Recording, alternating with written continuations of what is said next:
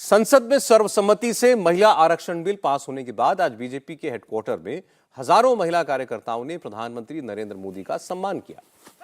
देश की आधी आबादी को उसका पूरा हक देने के लिए मोदी को शुक्रिया कहा।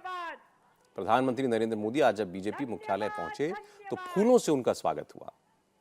उसी दौरान बीजेपी की एक महिला कार्यकर्ता ने मोदी को फूलों का गुलदस्ता देकर जैसे ही उनके पैर छूने की कोशिश की, पैर छूने के लिए झुकी, मोदी फौरन पीछे हट गए, उन्हें पैर छूने से मना किया, हाथ जोड़कर आगे बढ़ गए। धन्यवाद, धन्यवाद,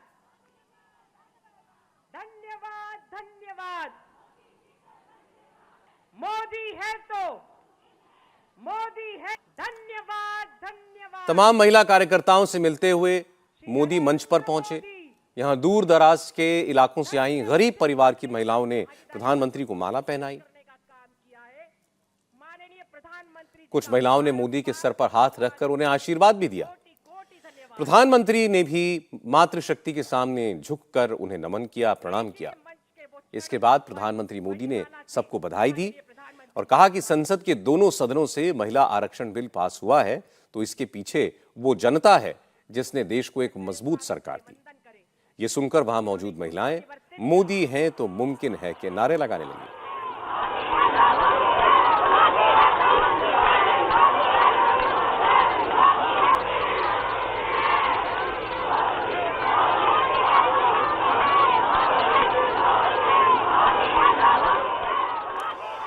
मोदी ने कहा कि ये मोदी का कमिटमेंट था जो उन्होंने पूरा किया। महिलाओं का जीवन सुधारने के लिए उन्होंने जो गारंटी दी थी ये उसका सबूत है। नारी शक्ति वंदन अधिनियम ये कोई सामान्य कानून नहीं है। ये नए भारत की नई लोकतांत्रिक प्रतिबद्धता का उद्घोष है। महिलाओं का जीवन स्तर सुधारने के लिए, क्वालिटी ऑफ लाइफ बेहतर करने के लिए विमेन लेड डेवलपमेंट का नया युग देश में लाने की जो गारंटी मोदी ने दी थी, ये उसका प्रत्यक्ष प्रमाण है। ये हमारा कमिटमेंट था और आज हमने उसे पूरा कर दिया है।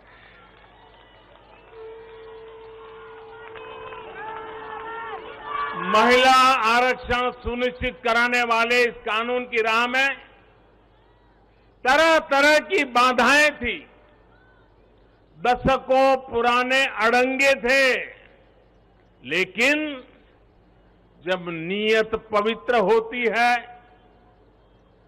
प्रयासों में पारदर्शिता होती है, तो परेशानियों को पार करके भी परिणाम लाती है।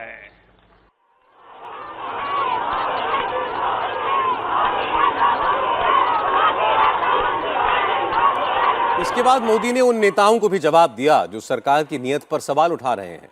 मोदी ने कहा कि पहले की सरकारों ने सिर्फ दिखावे के लिए महिला आरक्षण बिल को पार्लियामेंट में कई बार पेश किया, लेकिन कभी इसे पास कराने की कोई संजीदा कोशिश नहीं की। प्रधानमंत्री ने कहा कि उनकी सरकार तभी बिल लेकर आई जब पूरा होमवर्क कर लिया और बिल को पास कराने का पूरा इंतजाम कर लिया। हमने महिला हित में हर स्तर पर फैसले लिए, किसी के राजनीतिक स्वार्थ को महिला आरक्षण के सामने दीवार नहीं बनने दिया। जबकि इससे पहले जब भी ये बिल संसद में आए, लीपापोती हुई, सिर्फ नाम दर्ज कराएगी, ये निष्ठापूर्वक कभी प्रयास नहीं हुआ। नारी का अपमान करने का भी प्रयास किया गया। मैं तो कल भी, सबने वोट तो दिया, लेकिन कुछ लोगों को इसमें तकलीफ थी कि नारी शक्ति वंदना शब्द क्यों लाए हो। क्या इस देश की नारी को वंदन करना चाहिए कि नहीं करना चाहिए? क्या हम पुरुषों को इतना अहंकार आ जाए, हमारी राजनीतिक विचारधारा को इतना अहंकार आ जाए कि हम नारी शक्ति की वंदना शब्द का प्रयोग करें तो भी किसी के पेट में चूहे दौड़ने लग जाए। हमारी संसद में भी नारी शक्ति का महत्व दिखा है। सारे दलों को इस बिल का समर्थन करना पड़ा है। अब मान लीजिए यही लोग हैं जो पहले बिल फाड़ा करते थे, आज उनको बिल को समर्थन करना क्यों पड़ा? क्योंकि देश भर में पिछले 10 साल में महिला एक शक्ति बनकर के उभरी है और हमने संसद में पहुंचने से पहले देश में सामर्थ्य जुटा दिया ताकि संसद में कोई हिल न पाए। इसका पूरा प्रबंध करके हम सदन में गए।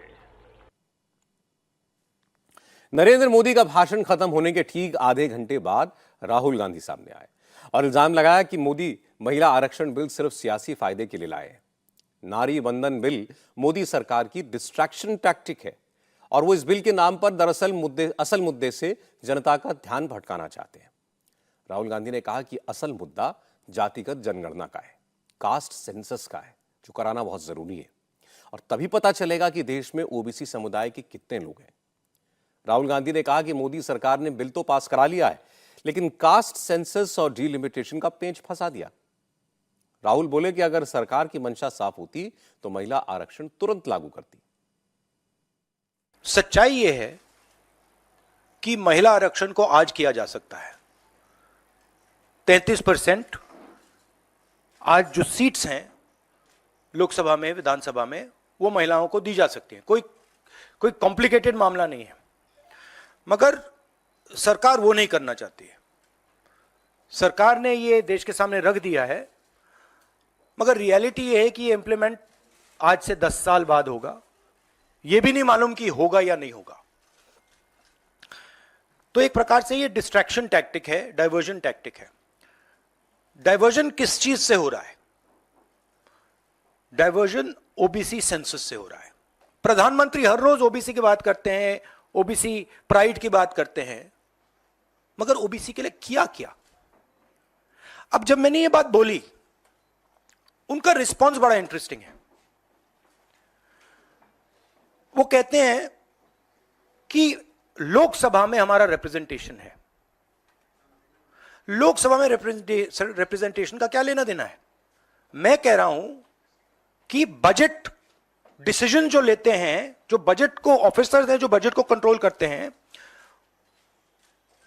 5% ओबीसी निर्णय ले रहे हैं। और मैंने सिर्फ यह सवाल पूछा, क्या हिंदुस्तान में ओबीसी की आबादी 5% है? यह मैं जानना चाहता हूं। अगर 5% है तो फिर वो ठीक है, उसको मैं एक्सेप्ट करने के लिए तैयार हूं। मगर अगर वो 5% से ज्यादा है तो मुझे यह पता लगाना है, और एक बार मैं मन बना लेता हूं, मैं छोड़ता नहीं हूं, मुझे यह पता लगाना है ये ओबीसी हिंदुस्तान में कितने हैं, और जितने हैं उतनी भागीदारी इनको मिलनी चाहिए। इसके बाद राहुल गांधी असली मुद्दे पर आए। उन्होंने कहा कि जिस वर्ग की जितनी संख्या है उसे सत्ता में उतनी भागीदारी मिलनी चाहिए। महिला आरक्षण बिल में ओबीसी वर्ग की महिलाओं के लिए भी कोटा होना चाहिए था। जब राहुल गांधी से पूछा गया कि 2010 में कांग्रेस जो बिल लाई थी उसमें ओबीसी के आरक्षण का कोई प्रोविजन नहीं था, तो राहुल गांधी ने कहा कि उस वक्त भी गलत हुआ था, लेकिन ये गलती सुधारनी होगी और अगर कांग्रेस की सरकार बनी तो ओबीसी वर्ग की महिलाओं के लिए आरक्षण का प्रोविजन करेगी। हमारे समय जितने भी थे सही रिप्रेजेंटेशन होना चाहिए। हमारे समय कम था, वो भी खराब है। इनके समय कम था, कम है, ये भी खराब है। हम चेंज चाहते हैं, ठीक है। मेरा कहना है कि जब मैंने ये आंकड़ा देखा मैं हिल गया। आज आप कोटे की बात कर रहे हैं ओबीसी की, क्योंकि आप विपक्ष में हैं। जब सत्ता पक्ष में आप बिल नहीं, लेकर आए थे उस समय ओबीसी नहीं, कोटा क्यों नहीं था, और क्या इसका आपको रिग्रेट है, अफसोस है कि उस समय ओबीसी कोटा नहीं दिया कांग्रेस ने? 100% रिग्रेट है, 100% रिग्रेट है। वो उस टाइम कर देना था और इसको हम करके ही छोड़ेंगे। हमारी सरकार आएगी, कास्ट सेंसस होगा और देश को पता लगेगा कि हमारे ओबीसी भाई कितने हैं, दलित भाई कितने हैं, और उनको देश को चलाने में भागीदारी मिलेगी। यह मैं आपको कह रहा हूं। यह छोटी प्रोसेस नहीं होगी, एक दिन में नहीं होगा, मगर नियत समझिए। आपको चोट लगती है तो एक्सरे होती है, पता लगाना पड़ता है कि स्ट्रक्चर में कमजोरी कहां है, हड्डी कहां टूटी। मैं सिर्फ एक बात कह रहा हूं, पहला कदम एक्सरे है, कि हमें पहले कास्ट सेंसस के माध्यम से हिंदुस्तान का एक्सरे करना है कि भैया हैं कितने लोग, ओबीसी कितने हैं, अलग अलग कम्युनिटीज कितनी हैं, ट्राइबल्स कितने, ये पहले टेबल पे तो रखो। डिसीजन लेने से पहले अगर हम अपने सामने डेटा ही नहीं रखेंगे तो डिसीजन कैसे लेंगे? इंडिया टीवी हर वक्त हर जगह डाउनलोड करने के लिए सर्च करें India TV news Google play store या ऐप स्टोर पर।